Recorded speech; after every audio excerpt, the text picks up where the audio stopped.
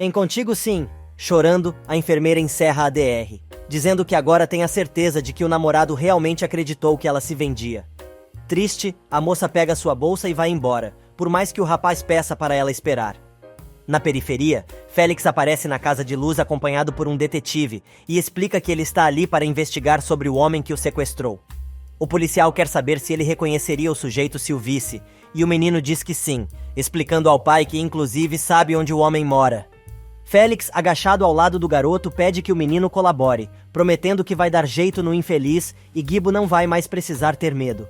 Naquela noite, Leonardo decide ir à polícia, denunciar o assassinato de seu pai, entregando ao delegado a pasta com o laudo da necrópsia. Também naquela noite, Luz lembra da declaração de amor de Pablo com carinho, mas Ângela chega e a moça corre para abraçar a enfermeira. Ela explica que foi sequestrada por Aníbal, mas o inspetor Benjamin a resgatou. Chorando, Ângela tira o celular da bolsa e mostra as fotos que foram publicadas, dizendo que o material está em todas as redes e os alunos da faculdade já viram. Luz se dá conta que aquelas são as fotos que foram tiradas no dia em que doparam a enfermeira e também são a prova da chantagem de Aníbal, que queria obrigá-la a retirar a denúncia. Mas, ainda mais magoada, ela diz que até Leonardo duvidou de sua honestidade e revela à Luz que se arrependeu de ter começado uma relação com o rapaz. Do outro lado da cidade, Samantha chega em casa e entrega a Álvaro a minuta do contrato pré-nupcial que mandou o advogado fazer. O rapaz abre a pasta e começa a ler uma das cláusulas, que diz o seguinte: Artigo 3º, inciso A. Se o contratante Álvaro Villa-Lobos Furtado, por qualquer motivo, resolver pedir o divórcio, se for comprovada sua infidelidade ou, se por qualquer comportamento, provocar a contratante Samantha Vega dano ou prejuízo à sua imagem pública, fica obrigado a ceder a sua parte em todos os bens que tenham seu nome, incluindo as ações que possui no consórcio hospitalar Vega. Depois de ler, o moço calmamente levanta da cadeira e diz à esposa que ela deve estar louca se acha que ele vai assinar aquilo. Na periferia, Ângela conta à Luz que está chateada, pois sabe que aquelas fotos jamais vão sair da internet, mas percebe que algo aconteceu, pois Pablo vai dormir no sofá da sala. A doméstica pede que as duas conversem em outro lugar e diz que não sabe mais o que vai fazer com os primos, revelando que foi o motorista quem roubou seu coração. A enfermeira abre o maior sorriso e diz que já sabia disso, mas a moça desabafa e diz que não tem coragem de dizer nada, pois não quer causar desavença entre os rapazes. Ela ainda conta que Félix pediu uma segunda chance. Pablo, que não consegue dormir, achando mil e uma coisas no sofá, se recorda da conversa que teve com Luz mais cedo. Abel, por sua vez, que está sonhando e falando alto, recebe mais uma visita de sua falecida avó. Outra vez, o rapaz se caga de medo e diz a Pura que vai mandar rezar uma missa para que ela pare de lhe atormentar. Dando um monte de chinelada no rapaz, avisa que tempos difíceis estão chegando, mas ele foi escolhido para fazer um grande sacrifício, pois Deus escolheu um destino para ele, pois sua alma é pura. A alma penada vai embora e deixa o moço se contorcendo de pavor. Na mansão dos Vega, Álvaro continua lendo o contrato e descobre mais uma pérola. Segundo o documento, no caso dele quebrar o contrato pré-nupcial, será obrigado a pagar todos os gastos médicos relativos ao tratamento de Clarinha, retroativos ao dia de sua internação. Álvaro está indignado com o que está lendo e diz à esposa que aquilo não é um contrato, mas sim uma chantagem. A influencer, sem se mexer da cama, responde: chame como quiser, mas estas são minhas condições. Ou pega ou larga. O rapaz, que é metido a cagar bombom, pergunta à moça o que aconteceria se ele não aceitasse assinar o documento e diz: o que vai fazer? Se divorciar de mim? Ainda nem nos casamos e você já estabeleceu os termos do divórcio. Dizendo gostar de ser precavida, Samantha joga na cara do marido que talvez essa seja a vez de ela jogar um pouco. Mas Álvaro tira sarro da cara da Patricinha, dizendo que ela não suportaria mais um escândalo. Só que a influencer não se dobra e responde: pode ser que eu não aguente outro escândalo. Mas a pergunta que não quer calar é: o que você está disposto a fazer? Vai jogar com a vida de sua irmã? Vai arriscar tudo o que tem comigo? Samantha devolve a pasta com o contrato para o marido, que, muito a contragosto, resolve assinar o documento. Com a maior cara de pau, a moça diz que agora já podem marcar a data oficial do casamento deles no civil. O falcatrua rejeita os carinhos de Samantha, mas ela não se faz de rogada e diz: tranquilo, meu amor. Você não tem mais nada com o que se preocupar, não é verdade? Até porque você não sente mais nada por Ângela, ou sente? O rapaz responde que obviamente não sente mais nada pela enfermeira e tenta escapar das garras da mulher. Mas ela o agarra, dizendo que está com a pepeca batendo palmas e lasca um beijo no esposo, que aliás, não está nada a fim de molhar a plantinha naquela noite. Em seu apartamento, depois de olhar as várias mensagens que recebeu em seu celular, Leonardo resolve ligar para Angela, mas a moça não atende. Ele então resolve mandar uma mensagem, pedindo para conversar com ela. De repente, a campainha do apartamento do rapaz toca e é Salma, que entra sem ser convidada, dizendo que estava preocupada com ele, pois o moço não respondeu sua chamada. Leonardo, sendo sincero, diz que precisava ficar sozinho, mas a intrometida pergunta se a tristeza dele é pela morte do pai ou pelo que foi divulgado sobre Angela na internet. Se justificando, a moça ainda comenta que o médico já deve estar sabendo o que aconteceu, pois é a maior fofoca da faculdade nos últimos tempos. O médico revela que está tudo muito estranho, mas a insossa argumenta dizendo: estranho, não. Eu acho que você deveria conversar com Angela, pois, se é verdade, ela te deve uma explicação. E se for mentira? Muito difícil que não seja verdade, pois as imagens são bem claras. Leonardo resolve desabafar e diz a ex que não acredita que a enfermeira tenha feito algo como aquilo. Salma saca mais uma mentira do seu cérebro sujo e diz: na verdade, eu não queria te contar nada porque Angela me pediu. Mas você se lembra do dia em que ela chegou em casa fedendo a álcool e caindo pelos corredores? Ela me falou sobre essas fotos e de uns sujeitos que não tinham cumprido um acordo ou algo parecido, e acredito que se tratava destas fotos. Cada vez mais confuso, Leonardo lembra que a história está estranha, pois naquele dia a enfermeira chegou em casa muito mal e alegou que a forçaram, que lhe deram entorpecentes e álcool e ainda contou que pretendiam vendê-la. Salma não perde a oportunidade para dizer que a moça disse isso a ele para se safar e Léo quer saber o que a desengonçada pensa sobre o assunto. Salma decide bancar a boazinha e diz a Léo que não pode falar mal de Angela e só está comentando o que viu nas fotos. Mas analisando bem os posts, não parece que ela tenha sido forçada a nada. Leonardo se convence cada vez mais de que precisa conversar com a namorada e a oxigenada aproveita para arrematar seu fingimento com chave de ouro e diz: por favor, Léo, não se deixe levar pelos comentários maldosos dos outros. Olhe bem as fotos e tire suas próprias conclusões. Enquanto isso, Angela chora em seu quarto, na mansão dos Vega, e não para de olhar para as mensagens dos haters que entram em seu celular. Depois de cutucar bem a mulher e ter certeza que ela está apagada, Álvaro, completando a parte dele no plano com Salma, vai até o quarto de Angela e percebe que a moça está chorando. O moço resolve bater na porta e entrar, mas ela dispensa o Sr. Topete. Mesmo assim, ele entra e fecha a porta do cômodo, dizendo que só quer saber por que ela está chorando. Furiosa, Angela pergunta se o rapaz é louco ou imbecil, mas não adianta.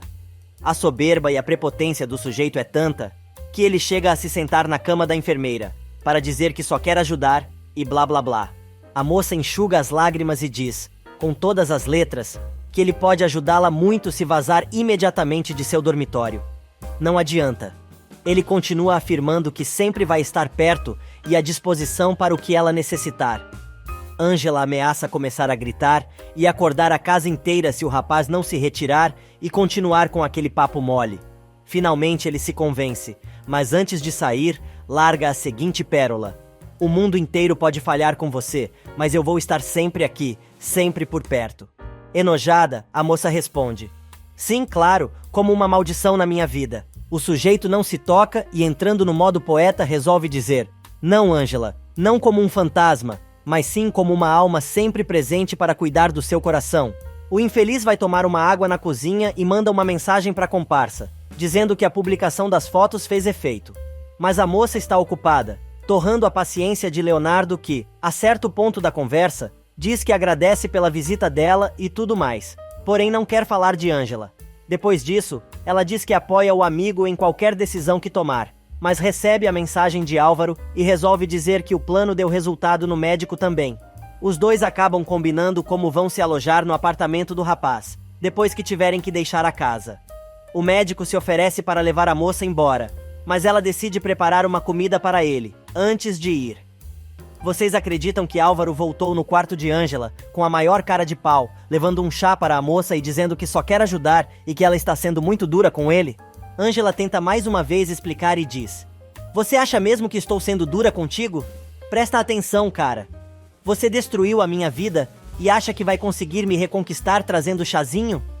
Furiosa, ela manda o sujeito enfiar o chá onde quiser e sair dali imediatamente, ou vai começar a gritar.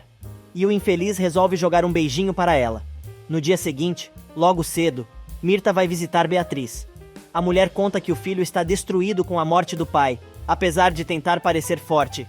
Depois que a empregada serve o chá, a patroa pergunta se Ângela já voltou da faculdade. Mirta descobre que a enfermeira está trabalhando na casa dos Vega e fica surpresa. Enquanto isso, na faculdade, depois que a turma sai da aula de Duarte, Salma trata de contar ao mestre sobre as fotos que publicaram de Ângela na internet.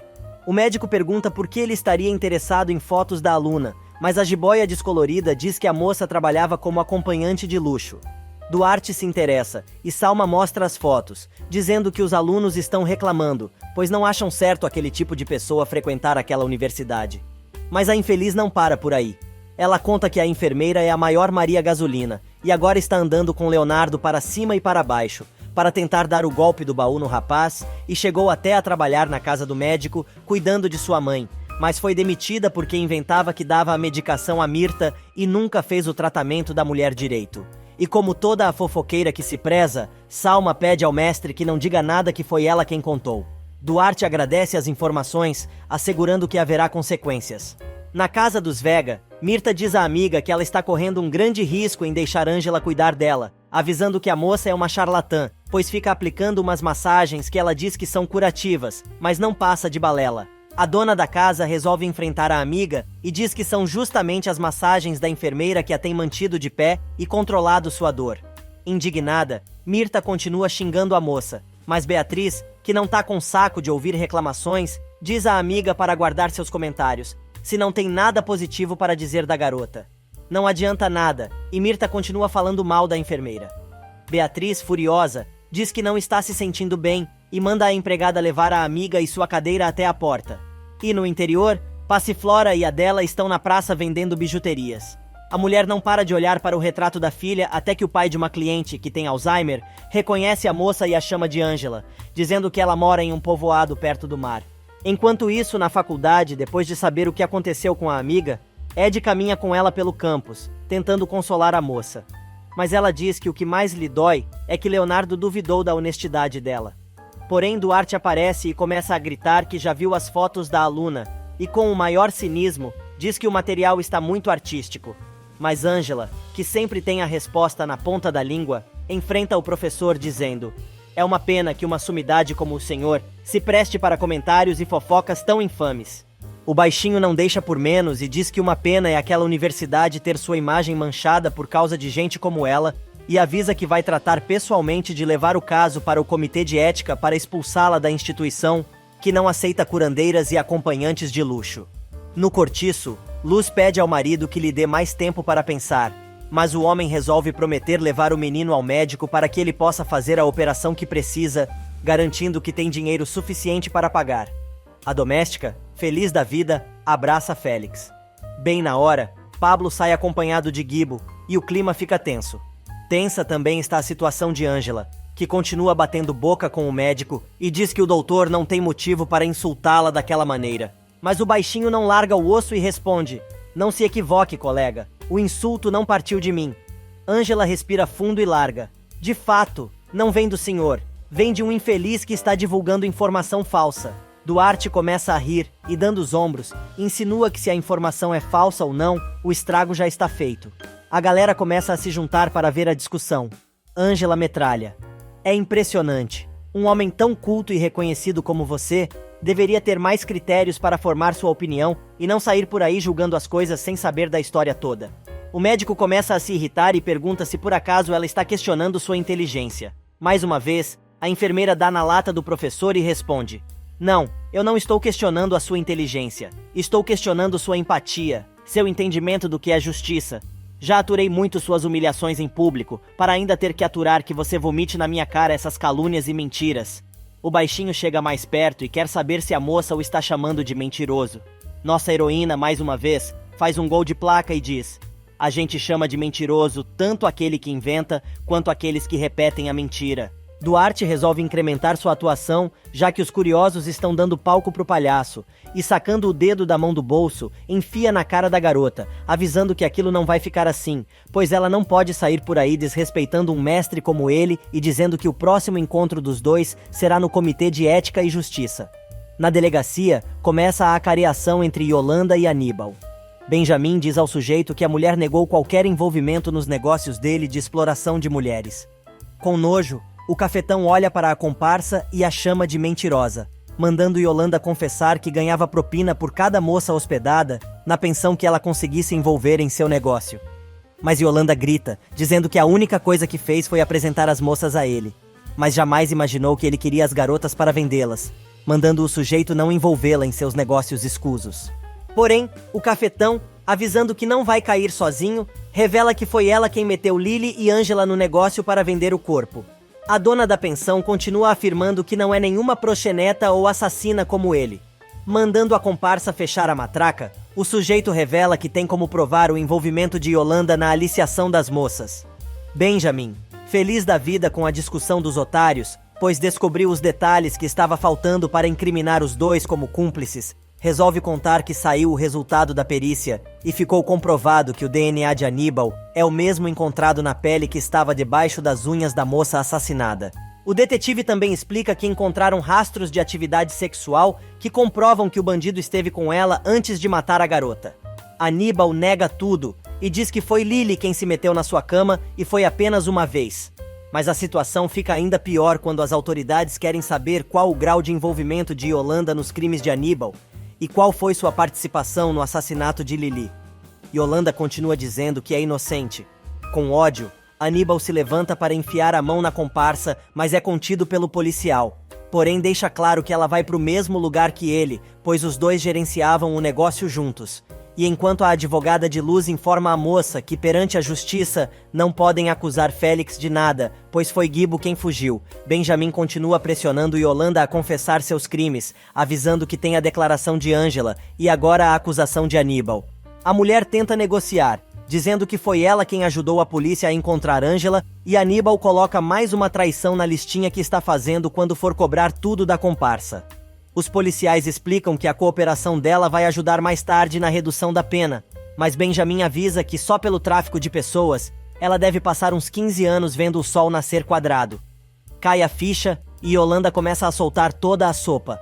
Ela conta que durante anos, aliciou mulheres para o negócio do comparsa.